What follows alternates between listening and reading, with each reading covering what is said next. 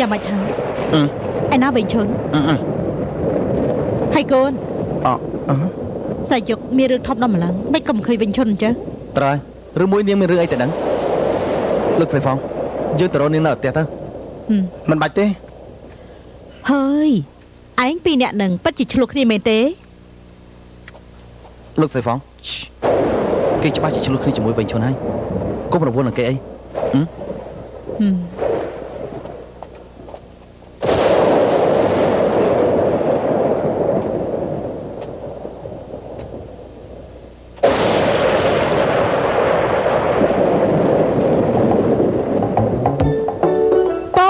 cho bài bát hay nữ Tờ nào bát hơi Tới bát hơi à Phong cầm phong Mấy con mình phong Thà phong hơi trời tệp phong Nhi giấy trời vô chì ca nè 8 ឆ្នាំ មុន ថា ជូន កង ដៃ មួយ ដល់ ខ្ញុំ តែ ឥឡូវ មិន តាន់ ឃើញ ជូន ផង និយាយ យក ចកា ទេ កំផុង ខ្ញុំ ថា កំផុង ហើយ សំដី 8 ឆ្នាំ មុន នេះ ចាំ បាន ទៀត ខ្ញុំ មិន ផុង ទេ មិន ផុង មិន ផុង មិន ផុង លោកឪពុកក្មេក ពុកបាយជាម្លេចបៀននៅទីនេះ ណែ ជួយ ទុក ទល់ ជួយ ទុក ទល់ ណែ កូន ភាសា ជួយ ហ្វា មិញ ពុក ឃើញ ពួក គេ លេង បៀន ដូច ជា សប្បាយ ណាស់ ពុក ក៏ រៀន លេង ទៅ ណា ពុកទៅរមជួបាយតាមពិតរកបានហើយនៅកំពុងគិតដែរកំពុងគិតដែរកំពុងគិតដែរប្រកាសជាមានណាពួកឯងទៅចាំពុកមុនទៅណាថប់លេងទៀតទៅណែទៅចាំពុកមុនទៅឆាប់ឡើងណែយប់មិញពុកលេងបៀទល់ភ្លឺណាថាម៉េចពុកបានលេងបៀមកយប់ទល់ភ្លឺហ៎ត្រូវហើយពុកត្រូវស្ថិតក្នុងសភាពធូរស្រាលទាំងអស់ទើបអាចរកមធ្យោបាយល្អឃើញណែឆ្នាំនេះគឺស្ថិតក្នុងសភាពបែបនេះទើបពុករកឃើញមធ្យោបាយល្អលើកូនឲ្យមានប្តីមធ្យោបាយល្អតាណោះតាមពិតគឺមធ្យោបាយអីទៅពាក្យ3ម៉ាត់វត្តសាវលីនពុកឲ្យខ្ញុំនាំសាយុកទៅវត្តសាវលីនលោណាដេកទៅណែ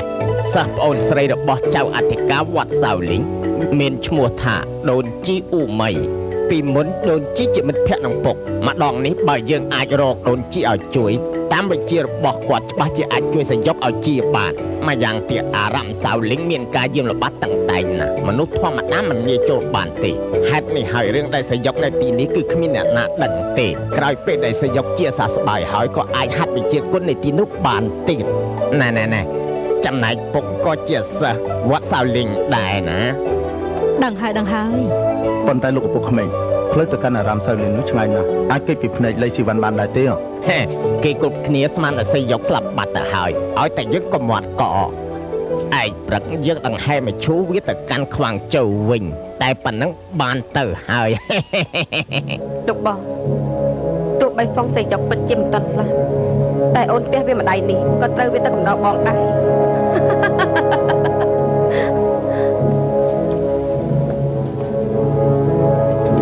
ស្អែកនេះជាថ្ងៃដង្ហែសពលោកម្ចាស់ខ្ញុំទៅរៀបចំដង្ហែឲ្យបានល្អមិនត្រូវមានការឆ្លោះឆ្លួយទេ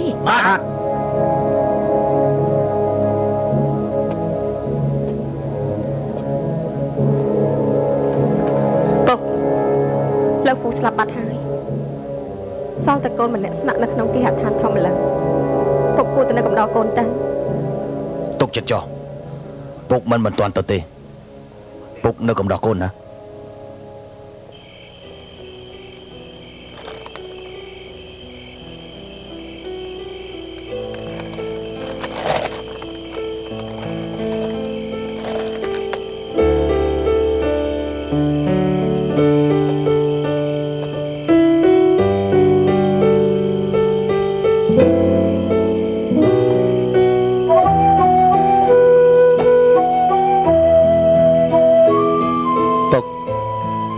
ខ្ញុំគិតទៅសាលីងជាមួយសាយុក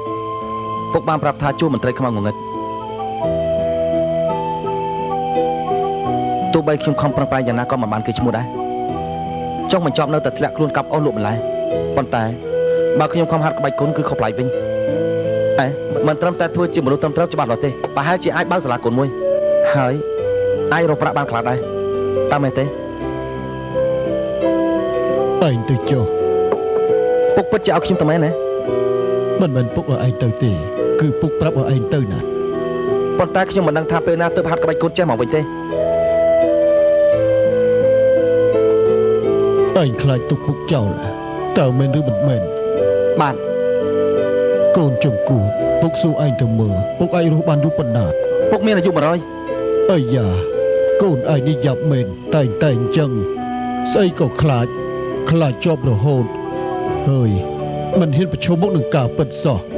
ឥឡូវពុកសួរឯងទោះបីជាឯងនៅក្បែរខ្លួនពុកអាចរស់បានប៉ុណ្ណាទៅពុកដឹងហើយ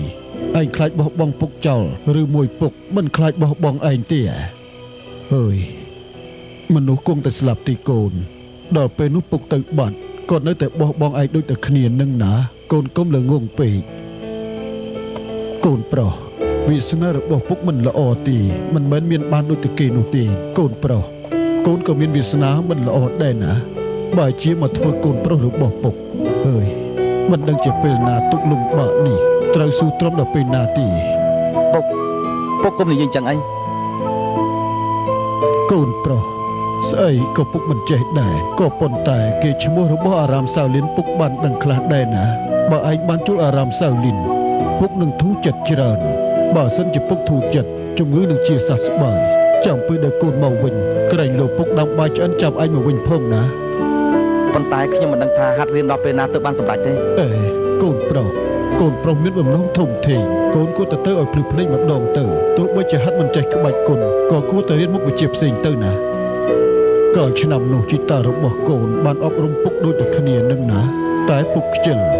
កន្លែងណាក៏មិនបានទៅដែរតែរឿងសំខាន់ពុកនាំឯងមកដល់ហងជើណា ពុក ទៅចុះ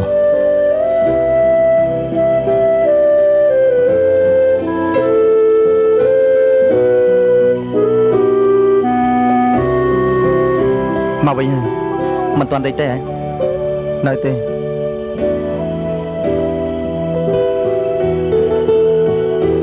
សៃយ៉ុងស្អែកនេះចេញដំណើរហើយ ខ្ញុំដឹងហើយ ឯងដាច់ចិត្តទេ មិនដាច់ចិត្តទេ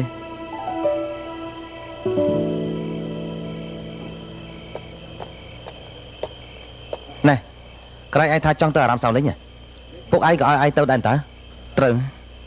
ប៉ុន្តែពួកគេមកឲ្យខ្ញុំទៅ ប៉ុន្តែពេលនោះខុសប្លែកគ្នា មានអីខុសប្លែក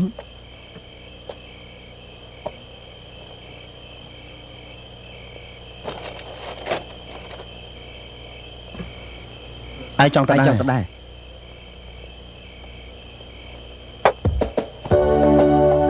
ទៅជាមួយគ្នា ញ៉ាំអែមទេ